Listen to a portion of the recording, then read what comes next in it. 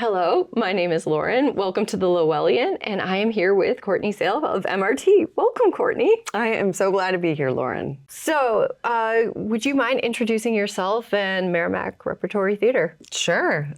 So my name is Courtney Sale, and I have the great honor and privilege to serve as the Nancy L. Donahue Executive Artistic Director at Merrimack Repertory Theater. It's the longest title in Lowell. But yes, I've been with the theater since March of 2020, and we are just about to embark on our 46th season. 46, that's a long time. Yeah. That's impressive. Well, welcome. Thank you for being here. What goes into preparing a theatrical season? Oh, so many things, Lauren. I think first and foremost, when you're putting together a slate of titles, I liken it to preparing a meal for an audience. So, you want to have your protein. That's something that is going to really get you thinking and really get you launched into dialogue with others. And then you have some fun side dishes, which may just be pure entertainment and a night at the theater where you get to laugh and be in community with other folks. I think specific to us and what's sort of the exciting new chapter for MRT is we are programming more for families than we ever have in the past. So thinking about, what are the stories that can really land with multi-generational audiences? And then there's another layer to it, which is those of us who run theaters, everyone is doing different things since the COVID closure. Theater has really been impacted. So you're also trying to be entrepreneurial and creative about sharing productions with other folks. So those are kind of the big building blocks in terms of how we get to where we get to. But on the whole, the idea is for a subscriber who engages, any of the 5 shows on the subscription series or additional 2 shows for families, has this really breadth of experience that they're going to see at the theater. Oh, that's amazing. When you say sharing shows, do you mean making sure that different theaters can have different, can play the same kind of show in different places? Yeah, similarly, some of the terminology is we call it sort of a co-production model. So an example is we're doing an adaptation of Frankenstein this year. And that production of Frankenstein will start with our friends at Cincinnati Shakespeare Company. They actually have a different physical space than us. We did a similar shared production of Gaslight last year. So Cincinnati has this big space and has a thrust space, and then the designer works so that that entire set can come to MRT, fit beautifully. Audiences feel as though it has been made to live and exist in our space. And then we contract that team of actors, so they come to us. So it's really this cool opportunity where this group of artists have played the show for several weeks at another market, and then we get to do that version here. And the wonderful thing about working with our friends at Cincinnati is the cast typically is artists from both Cincinnati and the Boston region. So that's really cool. Yeah. I also liked hearing from, because you did the same thing for Gaslight, that they were more interested in doing the play again in a different space, so then it was new again. Yeah, that's right. Which is really exciting for theater, I feel like. That's right. I mean, all of a sudden, it does need to be restaged because you don't have this 30 feet of playing space. And what we found with Gaslight, that was such a great step in the trajectory because it, with a thriller, they're moving to a smaller space, so it sort of pressurizes the tension. And it's really fun. It keeps us on our toes. That's so exciting. Yeah. So when figuring out your lineup, is there a certain theme that you like to do, or do you like to contrast the plays from each other? Yeah, I think that's a great question. I often don't think about the word theme. I don't think about it when I'm working on a play or overall the whole season. I think it is, for me, it's really about the breadth of experience. So it's nice for us to be able to produce something like Frankenstein that is, a classic story that many people have a relationship with. We're going to tell it in this new way. And then also, the ability to program a show we're closing the season with, What You Are Now by Sam Chance, which is a brand new play set in Lowell about a Cambodian family. Wow. It was a Sloan Fellowship, which are plays geared towards science. So it has this great conversation about generations and how we connect with one another. It's a family story. So when I think about what does Frankenstein have in common with What You Are Now, the tie-in is about exhilarating experiences, touching important parts of our humanity, being in community with one another, and that it is specific to our greater Merrimack audience. I think that's actually, if I had to what's the organizing principle? It is made for the group of folks who are here, our neighbors, our community. I love that. That's really good. Thanks. So yeah, going into Frankenstein, what drew you to it? Because it's been done for so long and so many different adaptations. Why Frankenstein? Yeah.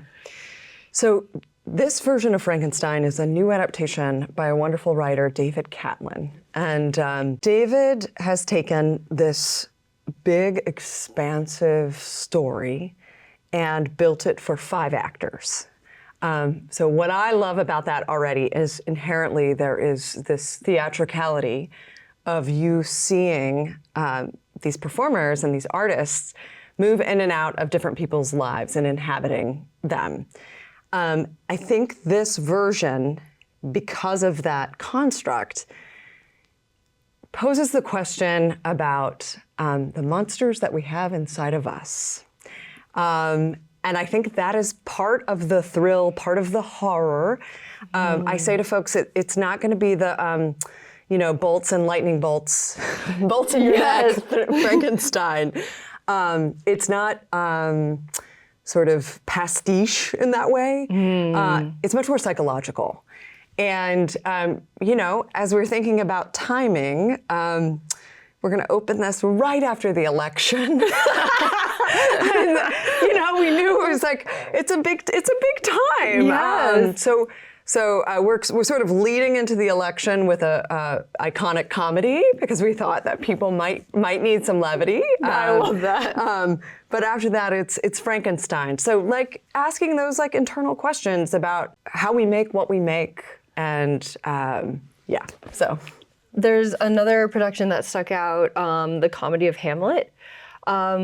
And viewers will probably know Hamlet as a tragedy, but this is a prequel and it's a comedy. You're are you guys sure you have the right play? I mean, I could kind of see it because you know how Hamlet trolls on people under stress. So I could see it in some ways, but that's really interesting. Yes. No, we're thrilled. So this is coming to us in the spring. And this is through the Reduced Shakespeare Company, which has had a long relationship with MRT. We have not had them on stage in quite a bit. So folks who've been with us in the past, they're very excited to see them back. This is one of their newer shows, and it is indeed a prequel. There's very funny pieces. Ophelia won't go to her swimming lesson. I feel that. I relate so hard to that one. Hamlet's dad keeps jumping out and scaring him. So it's playing on the tropes that we know from Hamlet, but also, if you're a young person or you haven't read Hamlet, you can come to this, and there's still high, physical, vaudevillian style comedy. Oh, that's great. I mean, these guys they're just comic geniuses. And so they've taken the reverence of one of the most important stories in the theater canon and said, you know what, let's doodle in the margins. I love that. Yeah, so it's going to be just high octane entertainment. There's great non-threatening audience interaction. Yeah, I love that you specified non-threatening. People get a little freaked out. This is not cast. Yes. So easeful audience interaction. Yeah. Oh, that's so cool. Yeah. With all the foreshadowing. Yes. Yeah, I think if you know Hamlet, you're gonna have you're gonna be able to pick up all the Easter eggs and have a really great time. Oh, that's awesome. Yeah. Looking at the calendar, it looks like, so you guys have special nights to make things more accessible to the people of Lowell. Yeah. Can you tell us about what those are? First night, Lowell night, any other special events? Yeah, absolutely. So one of the reasons I came to MRT and continue to be so excited about what we do is we are a theater that is truly for everyone. We want to make the barriers easeful for you to come to the theater, and we mean that in terms of both our public shows and our student shows. And so part of the ways that we do that is we have several initiatives. So $5 first night, so that's the Wednesday preview. It is a great night because it is the first audience who's helping us calibrate the performance. We get to learn so much from that group. So that is a really easy, low stakes way to join us if you haven't experienced MRT. And then the Thursday night preview, immediately following that $5 first night, is Lowell night, and that is $10 for Lowell residents. They simply have to show their address in some form at the box office. And that night, there is free pizza and beer. Yes. So you get to see a show, you get to have pizza, you get to have beer, and it's $10. The pizza's good. It's Yeah. worth it. Shout out Rizzo's. So you're going to be directing Christmas Carol. Does it change from year to year? Is there a big ramp up to that? Yeah, we're really excited. This is our third year producing a very Lowell-centric version of A Christmas Carol. So for the folks who haven't seen it, it starts in Lowell with Charles Dickens' Visit, which there's a ton of scholarship that Dickens was inspired by the Mill Girls writing for the story of A Christmas Carol. So it's our way to sort of acknowledge those women and the work that they did and the stories that they told. And so moving into the third year, it always changes in some respects. So we have casting changes.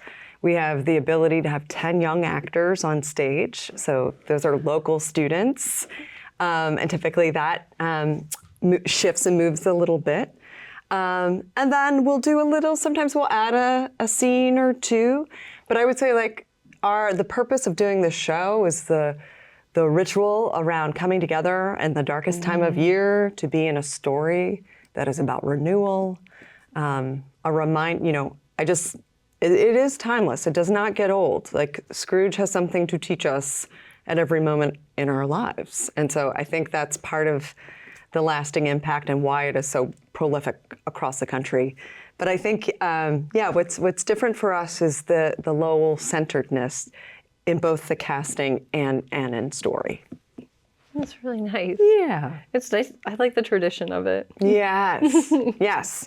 And it is the first year we're doing it that it is off subscription. So it is, it's just single tickets for A Christmas Carol. So we're hoping that folks who got to experience the last 2 years come back to us and make it a tradition. Yeah. Oh, that's great. So you've finalized the fall and winter season. Do you start looking forward to the season after, or is that way out there? Oh, we are looking at the season after now. Really? Yes. So, I think a lot of folks may not know that in theater, we are planning about a year to 18 months in advance. So we're budgeting now for specific shows for the following season. In the season planning process, things move in, things move out. As I mentioned earlier in our conversation, we're looking at, what do we share with some partners across the country? I'm very excited. We are working on a piece. It won't be next season, but the season after, because it'll be connected to Lowell's bicentennial. We're working on a commission about Senator Paul Tsongas, and talking to a lot of folks who worked with Paul, and he has made such an important impact in our community that being able to build a story that an actor can inhabit and perhaps introduce him to a younger generation of folks who are coming here. I think about a first-year student at UMass Lowell looking around saying, who is this person? I see his name I feel everywhere. that way right now.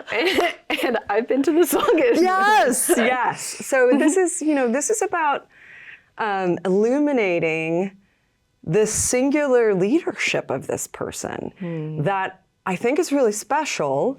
And I think we're also craving stories about folks who assume leadership with the grace, intellect, collaboration that he did. I think it's good for us to see the models of that in our current climb. Yeah. Definitely. And I saw on the website that there are cool programs that you have. So can you tell us about MRT Summer Stage for Youth and the Chow Playwriting Fellowship? Yes. I'm so happy to talk about both of these programs. Yes.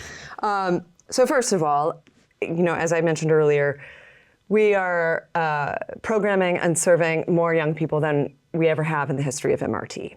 So last year was our highest number of students engaging in the student matinee program. We typically, in the past, had done anywhere about 1,000, maybe 1,500.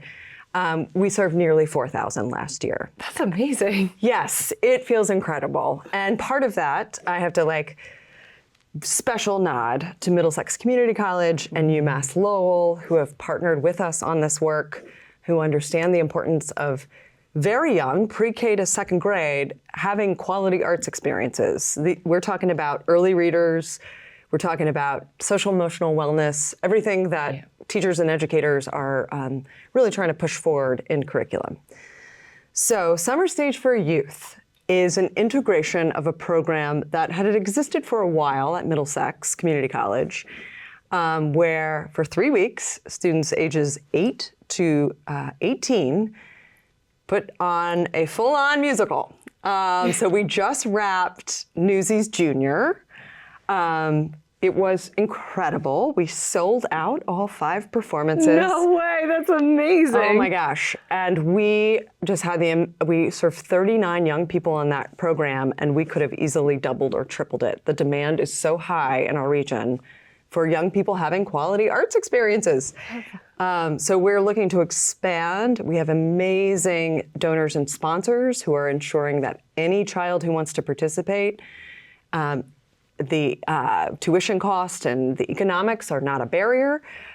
So we have developed a very easy path to entry for those students to participate. So we're excited to do that again. We'll probably add a show next year. The wonderful Karen Oster directs, Performing Arts Chair at MCC. We just had a great time. We had an amazing time. And then we have really shifted in specificity around our new work. And that is about commissioning works about where we live and the people who live here. And so so we have named a playwriting fellowship after former mayor and now city council member Sakari Chow. And this is a playwriting fellowship specific to Southeast Asian identifying playwrights. So this was our first year. We solicited scripts from all across the country. We had an amazing adjudication panel, which include Kalyan Ung, who is a Khmer writer and performer. We did a piece of Kalyan's last year called Letters from Home. And then amazing Khmer artist Vichet Chum, who has been on MRT stage. And I can tease out, we will do a piece of Vichet's next year called Queen, which was adapted to a young adult novel. It's a great novel, get it. And so they were our final adjudicating round. We have press releases coming out really soon, so we've identified the writer. This fellowship comes with $1,000 award money, which is funded through the MAP fund. And then the playwright will be on site with us in the spring, and we'll do like a 2 to 3 day workshop where they'll really get to, tease their play out, move it to the next step. I think for many folks who are not in the theater, it takes a long time to build a play. And the support and resources of great artists and good facilities and reading it in front of audience is yes. like absolutely what this fellowship is intended to do. And our purpose and goal around this is we are really wanting to build the canon of Southeast Asian stories and writers for the American theater. There is no theater better situated, particularly for Khmer works, than our theater. And so we take that as a joyous responsibility. And so this has been a way, even for the folks who didn't place in or receive the fellowship, we have made new relationships with writers.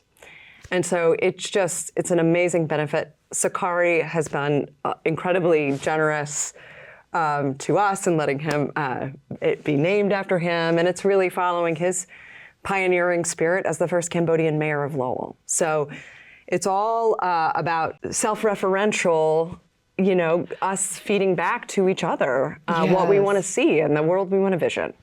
So those are just a few things. We're just doing a few things. That's beautiful. So how can folks keep up with MRT and learn more? Yes. The best spot for us is head to mrt.org, and you can see all the information about the season and these programs that we're doing.